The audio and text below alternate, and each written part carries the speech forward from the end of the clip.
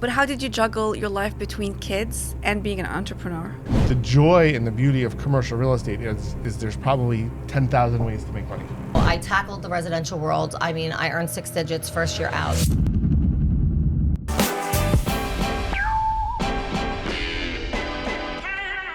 I'm so excited today because in the commercial real estate world, which you all know I do, we never have women in our business, let alone attractive women. So I don't know if I'm allowed to say that, but it is my podcast. So anyway, I want to introduce Dawn Pizzichillo, who has been in real estate for many years and just recently drank the commercial Kool-Aid. And I hear you're knocking it out of the park, Dawn. Tell us what's going on. It's been quite the transition. A few years back, I transitioned from residential real estate into the commercial world, and I love it. Awesome. So can you tell us what made you get into real estate in the first place? So back in 2011, I went through a divorce, and I was working multiple jobs. I was working sometimes 4 jobs at a time. Wow. And I came in contact with a local broker. He sat with me a few times and he said to me, "Have you ever considered getting into real estate?" It was something I always thought about but never really entertained. And at that point, I was ready to entertain something. He says, "I think you'll blow the roof off of it." So I said, okay. I took him up on the offer to join up, and I went to real estate school. I got licensed, and it's kind of been a whirlwind since then. I mean, it's an amazing, amazing opportunity when you apply yourself. So as a single mom, you transitioned from a 9-to-5 job to becoming an entrepreneur in the real estate world. What difference did you feel? What freedom did that give you? Well, the freedom, especially as a mom, I was enabled to have my own schedule. I created the schedule, and it was pretty hectic to say the least, because in the beginning, obviously, I'm going to apply as much time as I possibly can, but it still gave me that freedom to be there for my kids, which is very important. You know, kids can't get lost in the shuffle. On top of that, it was working in a 9-to-5 job. There's a cap as to how far you can go. True. When you step out into the real estate world, there's no cap on what you can earn. It's all about how you apply yourself. The cap is you. You can go as high as you want to go. What was your career prior to real estate? What did you do? What didn't I do? So basically, for the most part, I was always involved in sales to some degree. I worked in a school. I was an assistant teacher for a long time. I was in school to become a teacher, and a very, noble profession. However, it was not the type of profession I needed in order to maintain my family life and maintain my family. So aside from that, I worked for Givenchy perfumes. I was a sprayer in the mall. That's a good way to meet people. I was always big on networking, and I feel like it's just very important to let your personality shine through. Anytime you're involved in sales, it's very important to characterize yourself by your ability to connect with other people. Right. So you obviously like people. I do. Yeah. There you go. You got to like people. You have to like people. But how did you juggle your life between kids and being an entrepreneur? So I have 3 daughters. My 2 older daughters were in college at the time. That's scary. Oh, it's listen to me. It's the best job ever. Okay. It is, I promise. But my 2 daughters were older, so they were in college, but my youngest was still in middle school. So it was so important for me to kind of be able to focus fully on what I do, on top of also being fully present for her. So the way I juggled it was I did primarily the majority of work that needed to be done. I really pressed into those hours between 8 a.m. and 3 p.m. when she would get home. And then I would schedule showings later in the day. So I would get rid of like all of my paperwork, and I would get into my phone calls and all of that stuff early on in the day. And then I would just schedule a couple of appointments in the evenings, a couple of nights a week. And then as she grew, my ability to be free became a little bit greater, so I was able to do more and more. So real estate did give you freedom because you customized your hours according to the schedule, and you kept your child as a priority, which is great because that's the most important, and that's, I'm assuming, the reason you did everything that you do. For your children. Always. For your children. They always come first. Depends on the day. Depends on how if they're nice in the morning. I'm like, all right, you're in the will today. And then tomorrow I'm like, yeah, I think just your sister's in the will. Depends on what happens. True. Was it scary for you to leave the security of a job and jump into this new adventure with any type of safety net It definitely was a little bit of a frightening experience. But what is this old expression that my youngest daughter always tells me? She goes, "Scared money doesn't make money, Mom." Ooh, Nice. love So, that. I didn't She know was that really one. young, and she's very wise. She's wise beyond her What's years. your daughter's name? Joelle is the youngest. Who's the one that came up with the quote? Joelle? Joelle. Joelle, I want to use that, okay? So she would always tell me that. And I said, okay, time to put my money where my mouth is and really listen to what she's saying. So, where I was so used to having that steady flow of income, it was definitely interesting. I built myself a little bit of a cushion and was able to, use that until the deals started coming through and closing. And you started with residential, and that's how did. you got in? So how many years did you do residential? I did residential for 11 years, Okay. and I loved it. So before we jump into commercial, because I know that's like what you're eager to talk about, Eric, what love commercial. advice do you give single moms who are struggling right now and like they're struggling jumping into something new, maybe real estate, maybe something else? Your thoughts on that? I basically think that you can do anything that you set your mind to. And I think the biggest thing for me was everybody who said I couldn't, I wanted to prove to them that I could, and I did. And I think that was a big thing. And I think as a single mom and someone who's, getting hit with pressures from different angles throughout the course of every day, I really feel like it's important to build the self-confidence to know that you're able to do these things. And where there's a will, there's a way. So you will find that time if you really want to make that time. Absolutely, and I relate to that because that's what pushed me is my why, and it's my kids were my why, and you didn't have another option. So there was no option to fail, and you had to get there. So Eric, commercial real estate, and like you introduced Dawn at the beginning, having a female as a commercial real estate agent as broker is very, very tough in a world of male-dominated commercial. Well, I love equal opportunities for everyone, whether it's men, women, or whatever else there is.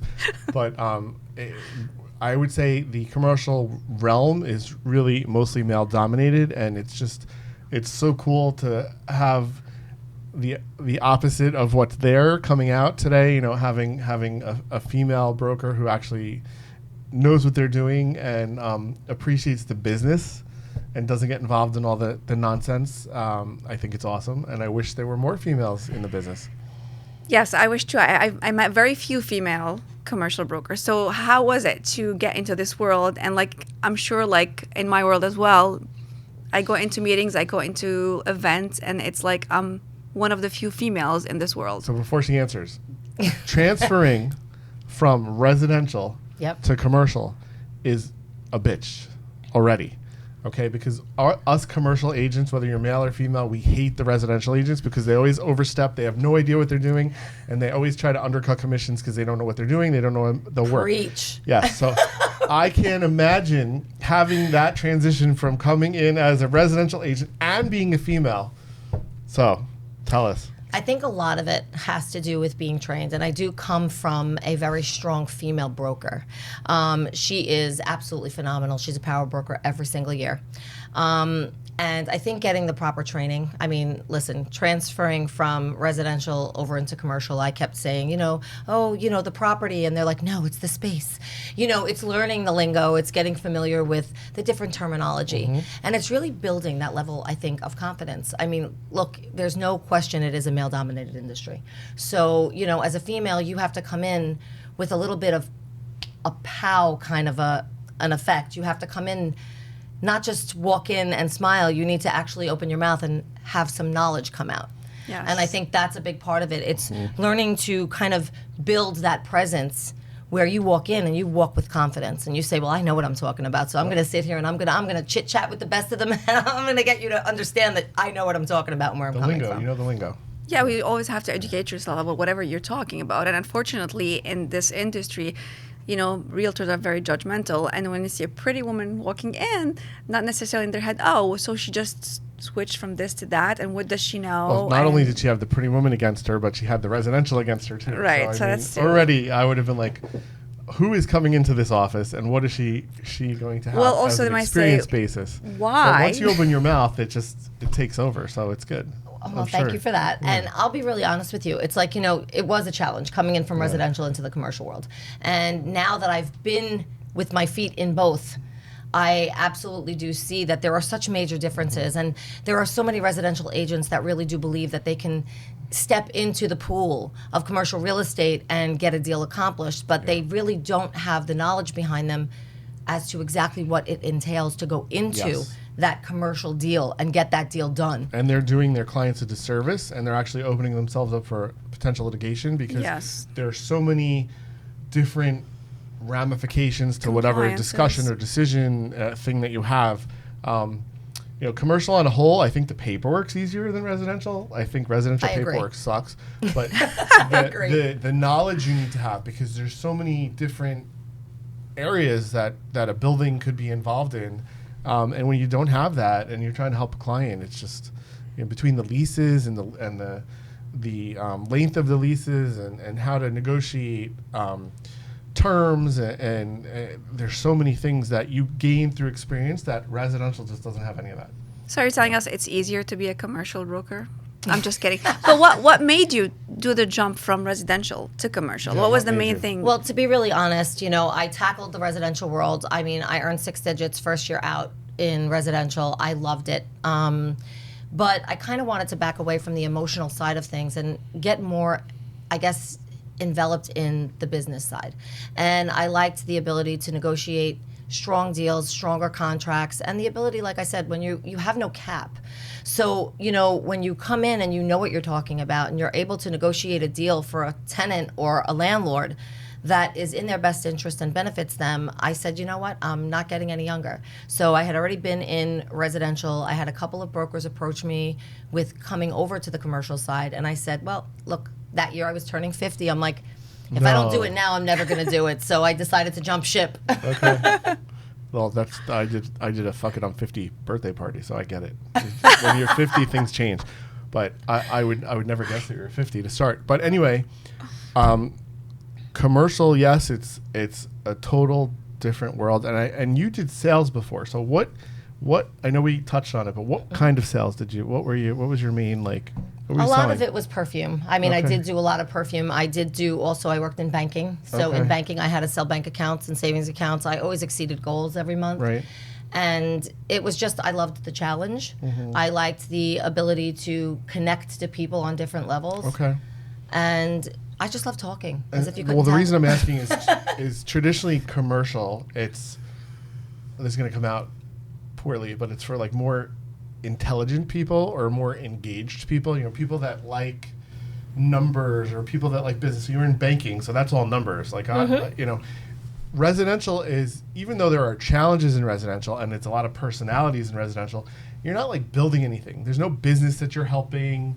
You're not looking at a spreadsheet and saying, how can I make this investor millions of dollars? Like there's just like, yeah, it's just more emotional. Like it's very emotional. Dawn said, and- yes. It's just like, I and you like it. can't, I don't like it. Right, That's it. and you can't get your teeth into it. And you seem like you're that person that's like, I want to get my teeth into something. And commercial's the way to go. Yeah, and I'll be honest with you, I wasn't always that person. I was, back in the day, like just happy with my life and getting, done what I got done. But it was once I really had that challenge of having to carry a household and having to take care of myself, where I said to myself, you know what? I want to sink my teeth into every opportunity I have, and I want to really, I was motivated to succeed. And I think that's really a big part of it. You have to be motivated, and especially in this industry. This is Yeah. not for people who like to sleep. Real estate industry is for people with Yes. a passion. Although commercial brokers get to sleep on weekends, residential yes, we do. doesn't. Yes, That's we true. do. That's Well, true. That's There true. you go. So for people who are considering moving from residential to commercial, what is your week look like? Because Eric just said we get to sleep on the weekend as a commercial It's true. realtor. So what's Monday through Friday look like? Monday through Friday is basically what I try to do. And again, we know in the real estate industry, not everything kind of pans out as far as scheduling things. But for the most part, I like to get up on a Monday, Tuesday, Wednesday, Thursday, Friday. The first way I start my day is I just pound out the emails. I have a lot of listings, so I like to get those listings sent out. We do have a great support staff in my office, so the support staff is fabulous at helping us do those email blasts. I like to make connections, so I start researching landowners for any opportunities that there might be. Do a little bit of cold calling. I do have some opportunities with warm calling. And then obviously I set up appointments, put together spreadsheets, which I am a typical salesperson, I have to say. A really good salesperson is not the most organized with their paperwork. And that is the truth. You're preaching to the choir. I'm totally paperwork organized. So, I make a joke of it. Who has time for paperwork? Come on. And that's what it is. The running joke is, I have it all in here. So it's all going on in my head. I know everything I have planned, but I'm working on getting much better at the spreadsheets because I do realize that in the commercial world, those spreadsheets are really important because you need to be able to go back and reflect on exactly who did I reach out to and what did, what did I say and what was their response to what I asked. So, for the most part, my week is based on the cold calling, the warm calling, blasting out those emails and reaching out to potential buyers, tenants, and sellers. So you mentioned that you work with nationwide retails. So what do they look for?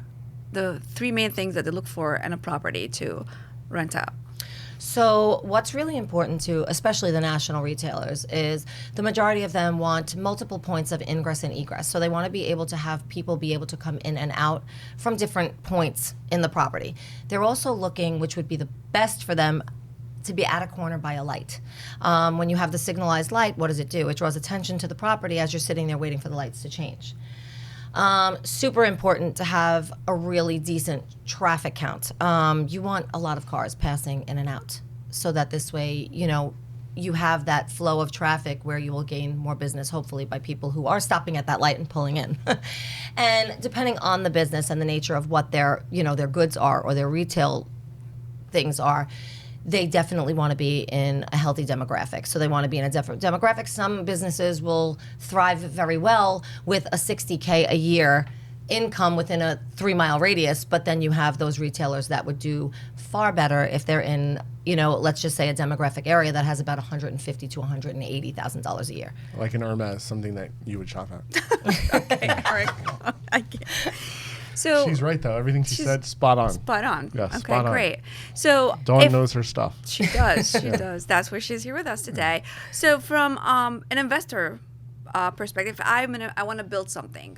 Is it better off to just build like retail mall, or is it better to have like a mixed use? I kind of feel like that's all relative to what the goal of the investor is. Where goal setting is important, I like to talk to some of my investors and tell them, set the goals as to exactly what you're looking for. I have a lot of acquisition companies that I deal with that their primary interest is only shopping centers, shopping malls. So when you're just looking retail stores. Yes. So when you're looking at that type of an investment, I always say it's better to go in at about a 75% lease rate, which gives you some add value. And then when you have some add value to the property, even though you may have some tenants that are in there since, 1990, paying $24 a square foot, but the market rent has gone up, you have the ability to kind of recoup some of that money. And as the leases are then coming to expire, you can put some fresh retailers in those spaces. Right. So I think add value is really important when it comes to an acquisitions point. So add value is, for instance, when that new buyer takes over the property, maybe they're going to freshen up the landscaping, or maybe they're going to change the parking lot or something where all of a sudden the mall looks more attractive. So then you'll be able to bring in new tenants at a higher value than the old mall looked like. So how many tenants at a very old rate do you have, Eric? Because I know you have so many properties. So, did you have many? As Dawn said, it's all about your strategy. Right. So I typically buy stuff with a strategy to at some point build on it. So I may look to just keep something rented for 10 years because my goal is really to build. So I'm not going to do as many renovations, or I may not give long-term leases, and I may be okay with lower rates. But if you've have a strip mall that's totally built out and that it is what it is, right? Then your goal would be to keep it at the maximum rate allowed for that market, as well as full occupancy. So you're constantly doing renovation. So it really depends. As Dawn said, it's all about learning the client's goals. That's all it is, because the joy and the beauty of commercial real estate is there's probably 10,000 ways to make money. Agreed. And I like that you said, actually, that you like to go with shorter lease terms, which is something I had touched upon before in a conversation. A longer lease term really is more beneficial to the tenant than it is to the landlord. And people don't realize that most landlords don't want those lengthier lease terms because they cannot hit that market value rent until their lease expires. So here's where it makes a difference between a good broker and not a good broker. So Dawn didn't seem scared about shorter leases. So the difference between a long-term and a short-term lease is not just for the landlord, but it's also for the broker, because we make commissions when we put tenants in. So if we put a tenant in for 10 years versus a tenant in for 5 years, we make more money on the 10-year lease. Okay? But that's not always the best scenario for the property or for that investor that we're repping. So it sounds like you're the same as me. You put your client first and you're willing to forego that lease term. And I see so many people out there trying to shove long-term leases down their landlords' throats, which I get it. They want the commissions. But remember, you always want to be and do the right thing for your client, because that's going to keep them coming back. I have a silly question. If the tenant renewed the lease after 10 years, do you guys still get paid or no? The options. Yeah. If So there that's are options in the lease. how you negotiate your lease. So the big thing in commercial is I call it NRIC. No rules in commercial. Okay? I like that. So there's no rules. You can negotiate everything. It's about how good of a negotiator you are. And the question you asked is negotiated up front before you put in a client, right? And let's say you're bringing in Tiffany's to a building or to a property. You, as the broker, can demand more commissions than if you were bringing in Carvel, okay? Depending on that tenant, or if you're bringing in, a mom and pop restaurant. The better your tenant, the more you can command, because the more that landlord is going to want it, right? Truth.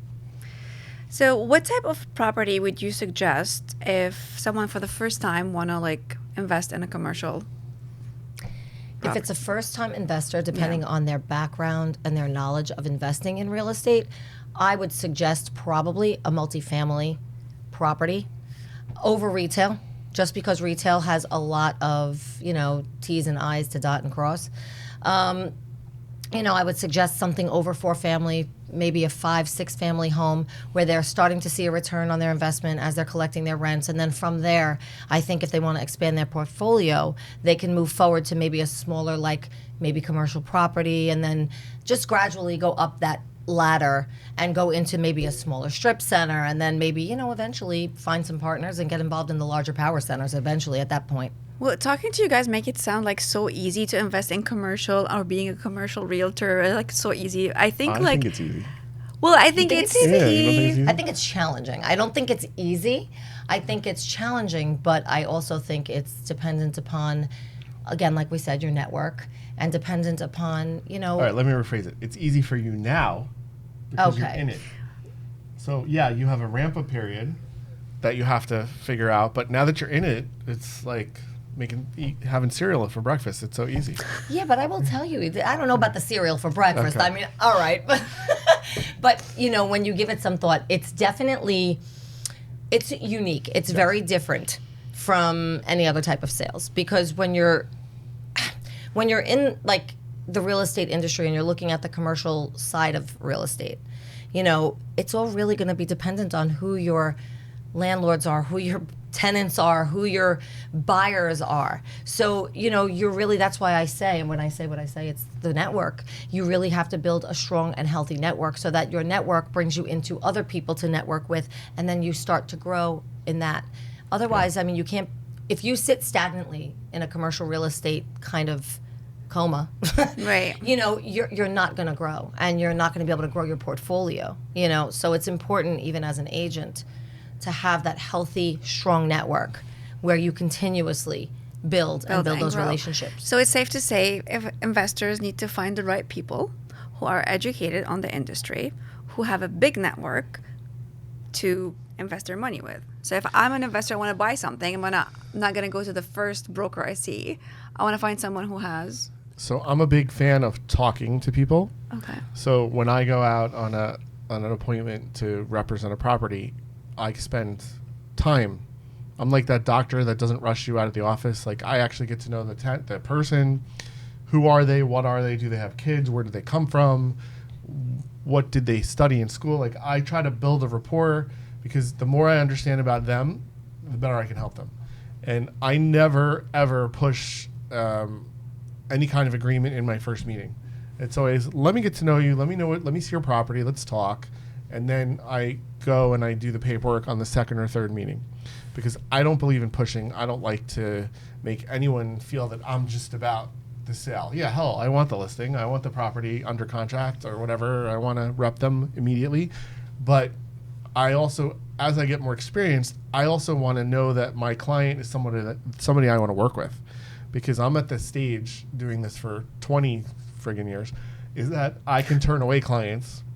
And as you're going to find out, if you haven't already, I have. There are clients that you just don't want to have, because they're going to require so much energy and work, and they don't listen to you. They don't trust you. And who needs that, you know? And then when you're dealing, I guess, with like the smaller, like retail spaces, you know, time is your most expensive commodity. And if you're going to invest time, it's time you can't get back. Yes. And time does equal money. So at the end of the day, you want to make sure that if you're taking on a client, you're taking it on with the knowledge that this is going to produce or yield you a profit. If you're going to sit and run, Or believe me- something. Yes, well, I've done it. Right. Or a good relationship or a good connect. Like, there has to be a win for you. Yeah, I've Yeah. done it in the past where I've literally ran for weeks and weeks showing 25, 30 spaces to someone who never made an offer. And it was, I guess, trial and error. You go through learning, okay, my time is valuable, and I need to know that someone is absolutely 100% serious and ready to pull the trigger when they're going to decide that they want to open that business. So that's true. However, it can be a double-edged sword. So there are some rich people out there that are eccentric with the way they do their business, and they tease you a lot, and you know they're going to jerk you around for 6 months, and then they may actually buy something. So I'm with you 100%, but I have to say that there have been cases where I've been like, I can't do this anymore, and then like I walk away from the situation. Then all of a sudden it's like, oh my God, they just bought that. I'm like, damn.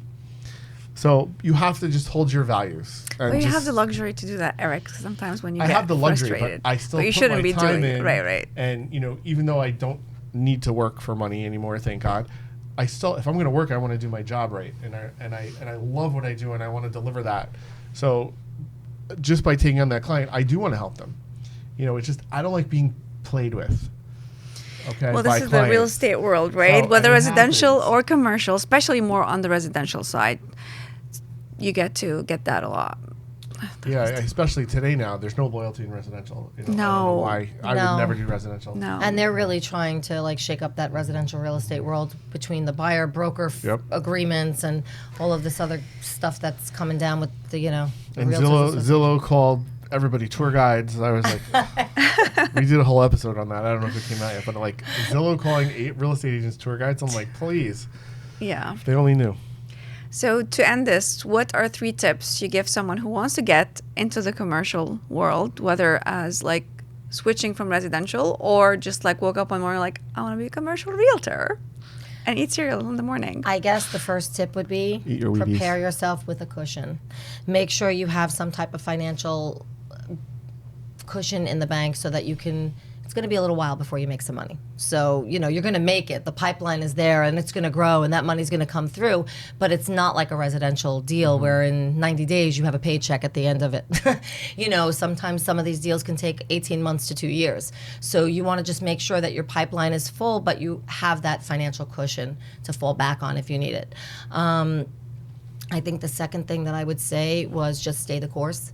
Don't get discouraged. You know, keep persevering and keep building, because as you build, it's like a house. It doesn't just appear. You have to build one brick at a time. And I feel as though, you know, you're going to place those bricks down. Are you going to put them there with a little bit of crazy glue, or are you Yeah. going to put them down with mortar? You're going to want to make it stick. So just build your bricks slowly and be patient with the outcome, because you will get there. And I think the third thing is never get too high on your horse where you think you're, you know, at this high level where you don't have to put any effort in anymore, because your clients and your tenants and your landlords will absolutely feel that vibe from you. And remember, Superman fell off a horse. Oh my God. It's totally true. You all know it. Google it. Those were great tips. And let me add one thing to that. So, as your daughter said, scared money doesn't make money. So I have to meet your daughter because I love that quote. I believe in practicing what you preach. So one of the things that makes me, I'm not going to say amazing, but a good real estate You commercial are broker. amazing, Eric. You Thank are. you. I know you for not that long, and I can already tell you're pretty amazing. I try. So, I really love what I do, and I love to help people. But if you can get out there and make it your goal in the first couple of years of brokering and commercial to actually get an investment property on your own, where you go out and you buy that 3-family or that 4-family or that, my favorite's mixed use, a couple retail, a couple apartments, that just changes your perspective, and it really gives you the insight as to what your clients are going to go through. Teaches you how to understand the investments and the money. You know, it's great to go to school. I don't care if you go to Columbia or wherever the hell you go and learn all these classes until it's your money, until you're signing the paper and you're signing the construction loan. It's not the same. And once you do that, the credibility you get with your clients just blows through the roof. well, experience is the best teacher, right? Yeah. So that is definitely on my list of things to do. That is part of my goals. I want to eventually have multiple investments. Awesome. You know, I want to build a portfolio. And it's all about, like I said, building the bricks. It's laying Well, those now bricks now down you with that know mortar. me, so you can ask me any question. I Yes, would love you to can help ask you. Eric all the questions. I love when people buy stuff. It just gives me such a power charge. You know, I love when new people get an investment and to watch all the challenges and be like, yeah, this is what's going to happen. And it just, So do you like it because you're excited for them, or do you like it because you just like to watch them squirm a little? I don't want. So here's the thing. I don't like to watch anyone squirm. So I actually just wrote a book with Noelle, my partner, called Investing Made Simple. It's coming out in like a month, and it's all about sharing stories and helping people avoid their issues. So growing up, my family was entrepreneurial, but they never really taught me what to avoid. You know, I had to kind of figure it out on my own. So when I started real estate, I had no help. It was all brand new. It's important knowing what to avoid. And I learned so many crazy things, and why would I not want to teach that? You know, if I can help someone move faster and get a head start in something, I want to do it. I think this world should be about helping people. It's all about paying it Yeah, forward. I agree yeah. with that. So I think that's amazing that you want to do that. Thanks for watching this episode. Now don't forget to like, subscribe, and leave a comment. And we'll see you next time.